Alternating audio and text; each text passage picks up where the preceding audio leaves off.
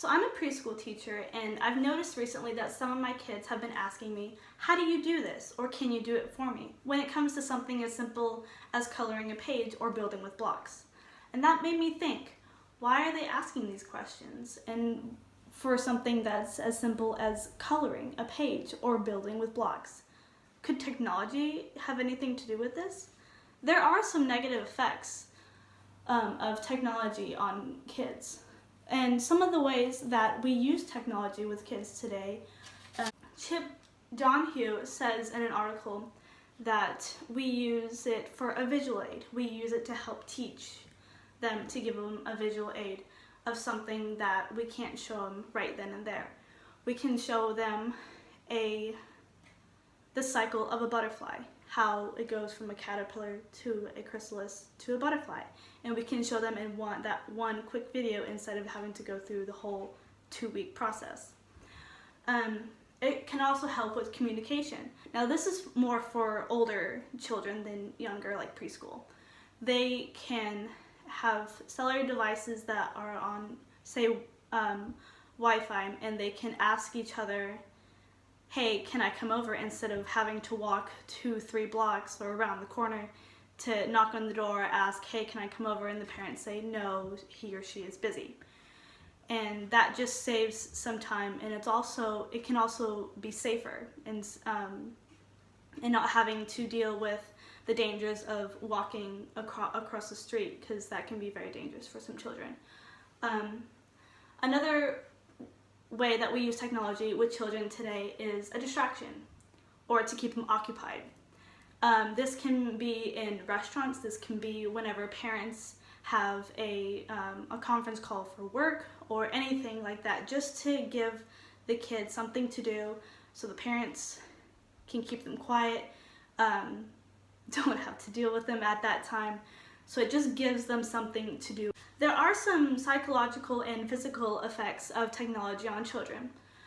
There's an international health journal that says that it gives them the inability to set boundaries. And what I mean by that is we know as adults that there is a fine line, some adults, that there is a fine line between online fantasy and reality.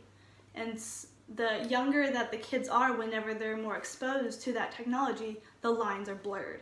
And that is one of the psychological, is they can't differentiate between reality and fantasy. And so they bring the fantasy into the real world, where they really need to keep that online. Another thing that the International Health Journal says that it increases the need for instant gratification. And this is actually with my kids as well. They will ask me a question and I'll say, hang on just a minute. But then they'll keep asking that same question until they get their answer. And they're very persistent. They will keep asking and keep asking and keep asking to the point where they get their answer. Because with technology, they can press a button, they have what they need. They can press the play and they can automatically see a video playing for them. And so that's what they kind of feel they want in the real world as well. Another one is it could lead to inadequate sleep cycle. The Turkish Journal on Addiction says that their sleep cycle could get really messed up by technology and by the lights that they're exposed to. There are some ways to change these effects of technology. One being that, and this was on a website called Tips for Parents, and it's just decreasing screen time, limiting that screen time. There are plenty of apps nowadays that you can give the children a time frame. Give them an hour, give them from time A to time B, and whenever they're done, they're done. Like, they can't go to any apps, they can't open anything, and they're done for the day. And that's one way that you can do that. Just encourage creativity, give them games, give them puzzles, give them a craft to do. Another one is to just really try to encourage dramatic play or playing pretend, playing house.